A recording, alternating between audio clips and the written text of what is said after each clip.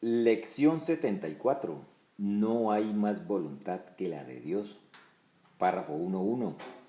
La idea de hoy se puede considerar como el pensamiento central hacia el cual se dirigen todos nuestros ejercicios. Comentario. Esta es la manera que tiene Jesús de expresar en una frase nuestra única responsabilidad, que es aceptar la expiación para nosotros mismos. La pequeña idea loca, una vez que el ego la toma en serio, dice que la separación de Dios es un hecho y que el Hijo tiene una voluntad separada y diferente de la voluntad de su Creador. Ahora, esta voluntad del Hijo puede establecer su propia realidad como una entidad autónoma. A partir de esta premisa básica, el sistema del ego sigue lógicamente hasta e incluyendo la fabricación del universo físico. Así, el ego es una declaración que dice que ciertamente hay una voluntad aparte de la de Dios. Esto va en contra del principio de expiación, que dice que no hay otra voluntad que la de Dios.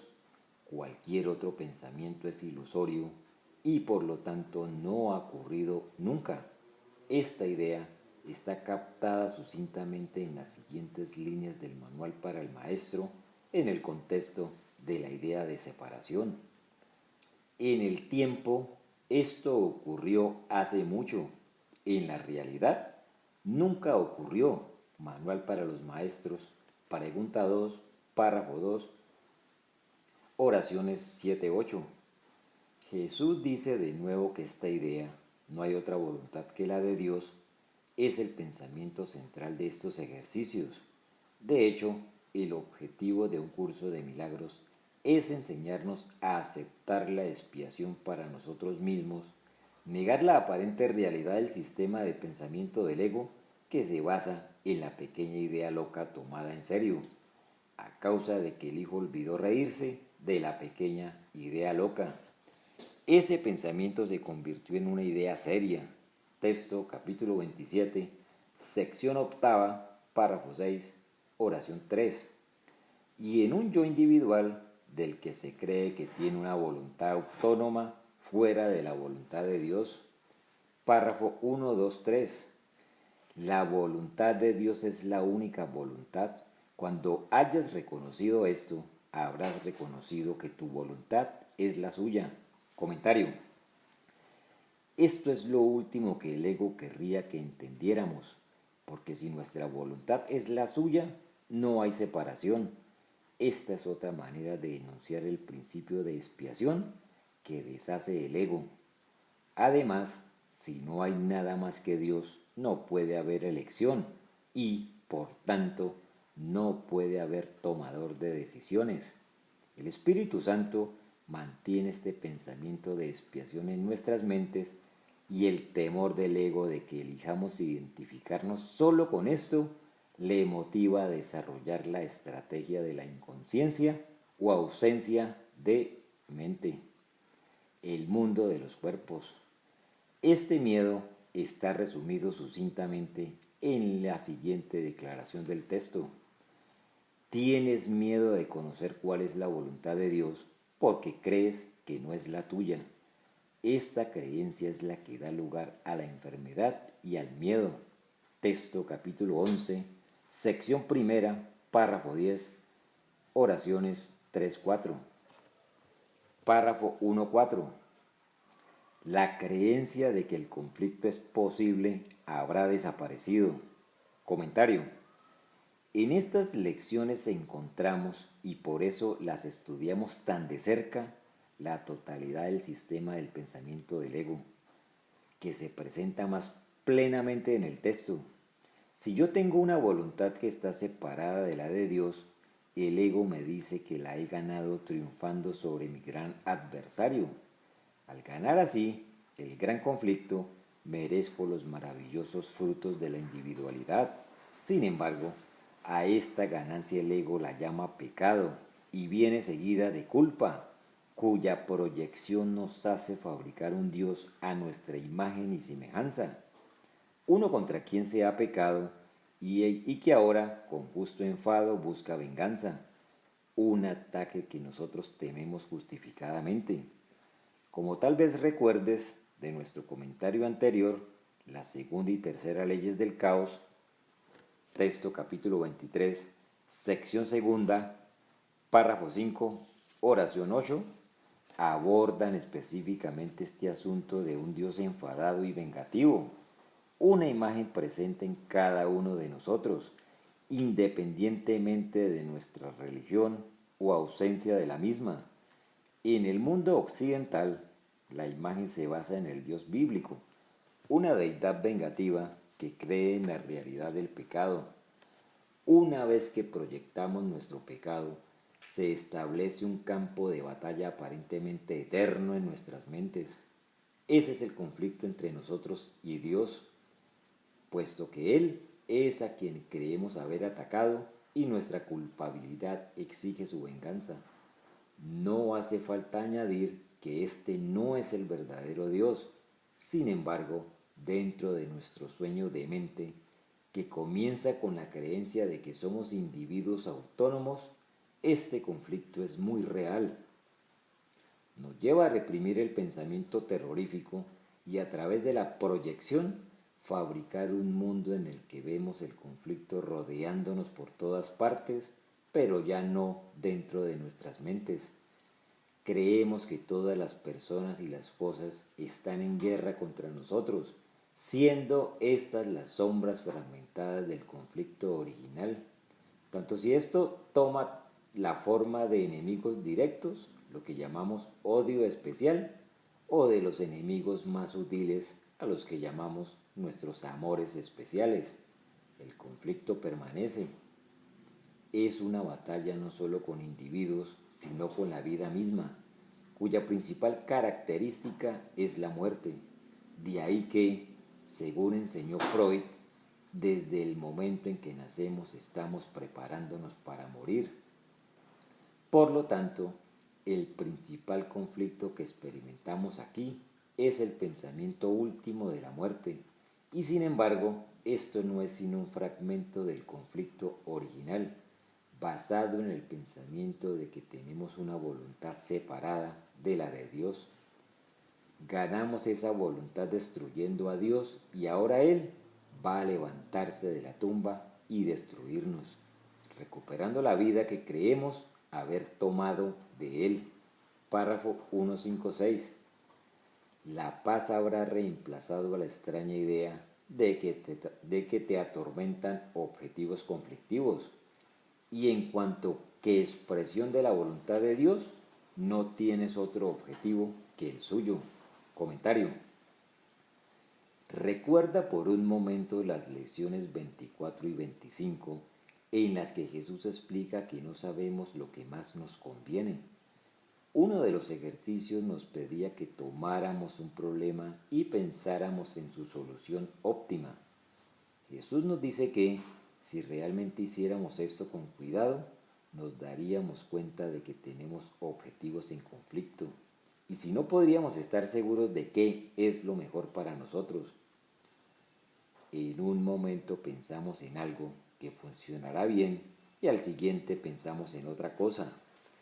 Esto nos obliga a decidir entre dichos objetivos cambiantes y esta es la manera que tiene Jesús de enseñarnos que no entendemos nada y ciertamente no sabemos lo que nos conviene. Los objetivos en conflicto que experimentamos reflejan el conflicto original en nuestras mentes entre Dios y nosotros, conflicto que en realidad está dentro de nosotros mismos. Este Dios proyectado es una fabricación del ego. Así, Él no está verdaderamente allí, pues no es más que una parte escindida de nuestras mentes que ya están divididas. El conflicto del ego es uno o el otro, mata o te matarán. Un conflicto que se despliega dentro de nuestras mentes, porque las figuras de nuestras vidas que creemos que están victimizándonos no son más que personajes de nuestros propios sueños, figuras alucinatorias de nuestro sistema de pensamiento engañoso. Sin embargo, cuando nos alejamos del sistema de pensamiento del ego, conflicto, pecado e individualidad, y volvemos con el Espíritu Santo, hemos aceptado la expiación. Entonces solo hay un objetivo ya aceptado que consiste en recordar quiénes somos y volver a casa. Párrafo 2.1. La idea de hoy encierra una gran paz y lo que los ejercicios de hoy se proponen es encontrarla. Comentario. De hecho, solo podemos encontrar la paz a través de esta idea. La idea se presenta de muchas formas distintas, pero su esencia es que encontramos la paz al aceptar la idea de que nunca nos hemos separado de Dios y por lo tanto no estamos separados de nada ni de nadie. Párrafo 224. La idea en sí es completamente cierta, por lo tanto no puede dar lugar a ilusiones. Sin ilusiones el conflicto es imposible. Comentario. Las ilusiones son todas las cosas que el ego nos dice que son verdad. Así, una vez que empezamos con la premisa básica de que hay otra voluntad además de la de Dios, la pequeña idea loca tomada en serio, que nos lleva a creer que existimos como individuos separados, las demás ilusiones siguen lógicamente.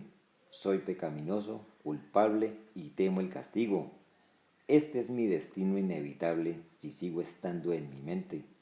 A fin de proteger este yo recién adquirido, tengo que proteger el conflicto básico entre yo y mi imagen de Dios, fabricando un mundo en el que experimento un nuevo conjunto de problemas, todos ellos percibidos fuera de mi mente. Estas, por tanto, son las ilusiones y surgen de que no aceptamos el principio de expiación, de que no hay otra voluntad que la de Dios, lo que significa que la separación nunca ocurrió. Por lo tanto, una vez que estas ilusiones se miran y se dejan ir, no puede haber conflicto, pues el conflicto se da entre la parte culpable y pecaminosa de nosotros mismos que no queremos dejar que entre en nuestra conciencia y la parte culpable y pecaminosa de nosotros mismos que hemos proyectado en la imagen de Dios. Cuando ya no se tiene fe en el pensamiento de pecado, no puede haber ilusiones o conflicto y por lo tanto no puede haber dolor ni sufrimiento. Párrafo 2.5.3.1. Trataremos hoy de reconocer esto y de experimentar la paz que este reconocimiento nos brinda. Comienza las sesiones de práctica más largas repitiendo lentamente los pensamientos que siguen a continuación varias veces, con la firme determinación de comprender su significado y de retenerlos en la mente. Comentario.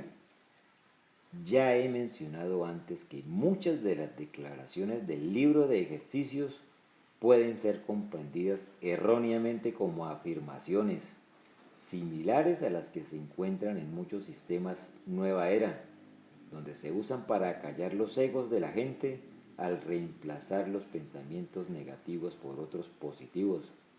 Es muy obvio que esto no funciona, pues lo único que consigue es reprimir nuestros malos pensamientos dentro del inconsciente y cualquier cosa que se reprima tiene maneras muy desafortunadas de encontrar un camino para volver a salir, bien atacando a otros con el juicio o atacándonos a nosotros mismos con la enfermedad. Jesús nos está animando a llevar la verdad a la ilusión, la verdad de estas declaraciones a la ilusión en la que creemos. Más bien nos enseña a llevar las ilusiones de los pensamientos de nuestro ego ante esta verdad. Por tanto, cuando tengamos la tentación de sentirnos disgustados, hemos de llevar ese disgusto y todas sus aparentes causas ante la verdad. Nosotros hemos fabricado esto y sabemos que lo hemos hecho porque no hay otra voluntad que la de Dios. Repito, estas no son declaraciones que debamos usar para acallar nuestros egos. Más bien, debemos llevar los estridentes chillidos de nuestro ego, de culpa y juicio, al amable pensamiento de la lección. Este proceso no solo es válido para estos ejercicios, sino para todos los demás. Así decimos, párrafo 323. No hay más voluntad que la de Dios. No puedo estar en conflicto. Comentario. Esto significa que cuando te sientas infeliz o molesto a lo largo del curso del día y mires honestamente a tu ego, te darás cuenta de que estás molesto porque crees estar en conflicto. Algo o alguien te ha producido dolor y esa es la causa del problema. Si recuerdas esta declaración, no hay otra voluntad que la de Dios. No puedo estar en conflicto. Reconoces que todo lo que ahora percibes viene del pensamiento de que estás en conflicto con Dios. Sufres a manos de otra persona, estás enfermo o has perdido tu paz como resultado de las condiciones del mundo. Y todo ello porque crees que te separaste de tu Creador.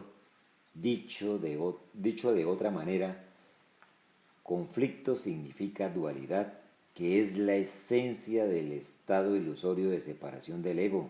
Por otra parte, la voluntad de Dios expresa la verdad no dualista de la unidad de nuestra realidad como el Hijo de Dios. Esta lección continúa con el proceso de entrenamiento que nos lleva a revisitar siempre, no solo aquí, sino siempre, el sistema de pensamiento del ego que subyace a nuestro estar disgustados, enfadados, deprimidos, enfermos, ansiosos o temerosos. Cuando miramos al ego con Jesús a nuestro lado, hacemos automáticamente lo que Él nos pide en esta lección. Como nos dice al comienzo del texto, Él es la expiación. Texto capítulo 1, sección tercera, párrafo 4, oración 1. La experiencia y el símbolo dentro de nuestro sueño de que no hay otra voluntad que la de Dios.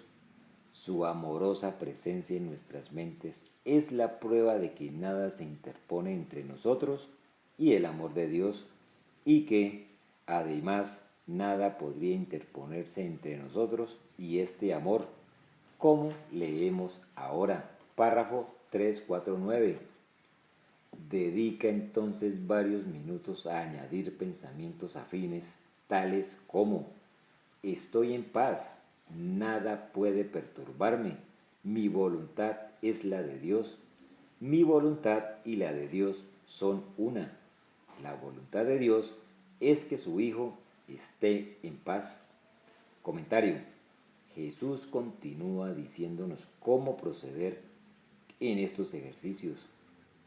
Párrafo 3, 10, 13. Durante esta fase introductoria, asegúrate de hacerle frente enseguida a cualquier pensamiento conflictivo que pueda cruzar tu mente. Di de inmediato: no hay más voluntad que la de Dios. Estos pensamientos conflictivos no significan nada. Comentario. Una vez más, Jesús no quiere que acallemos nuestro dolor ni que neguemos nuestra experiencia de conflicto con nadie ni con nada, sino que le llevemos nuestro sufrimiento a Él. Esto es análogo a lo que el gran maestro indio Krishnamurti resaltaba en sus enseñanzas. Estate con el dolor. Esto no era una llamada al masoquismo, era un ruego a sus estudiantes para que no encubrieran el dolor, sino que continuaran con él hasta atravesarlo y llegar al amor que está más allá. En un curso de milagros, Jesús es el que nos conduce a través del dolor que primero hemos llevado ante Él hasta la paz que nos espera más allá del velo de conflicto del ego. Párrafo 4.1. Si algún asunto parece ser muy difícil de resolver, resélvalo para un examen más detenido. Comentario. Como hemos visto a lo largo de estas lecciones, Jesús está pidiéndonos que prestemos cuidadosa atención a nuestras mentes para que busquemos y encontremos en ellas los pensamientos de conflicto. Entonces pasamos de nuestra infelicidad y tensión al pensamiento subyacente de separación, que es la base de la experiencia de los conflictos específicos. En lugar de intentar evitar esa situación conflictiva, particularmente difícil, Jesús nos anima a que le prestemos atención, a reservarla para un examen más detenido, lo que significa llevársela a Él, de modo que podamos mirar y soltar la culpa de la mente. Párrafo 425. Piensa en Él brevemente, aunque de manera muy concreta, identificando a la persona o personas en cuestión y a la situación o situaciones de que se trate, y di para tus adentros: no hay más voluntad que la de Dios. Yo comparto con Él. Mis conflictos con respecto a no pueden ser reales. Comentario: no puedo darme cuenta de que los conflictos entre tú y yo son irreales a menos que acepte el hecho de que los he hecho reales, muy reales. Primero tenemos que mirar al conflicto tal como lo experimentamos y después hacerle el seguimiento hasta su fuente. Este proceso de mirar es la suma y sustancia de un curso de milagros, un proceso que resulta imposible a menos que miremos en el lugar adecuado, la parte tomadora de decisiones de nuestra mente, donde se cometió el error original. El cierre del capítulo 5 del texto nos proporciona un ejemplo de la enseñanza explícita de Jesús en este sentido. El proceso de deshacimiento que no procede de ti se encuentra no obstante en ti porque Dios lo puso ahí. Tu papel consiste simplemente en hacer que tu pensamiento retorne al punto en que se cometió el error y en entregárselo allí a la expiación en paz. Texto capítulo 5, sección séptima, párrafo 6, oraciones 4-5.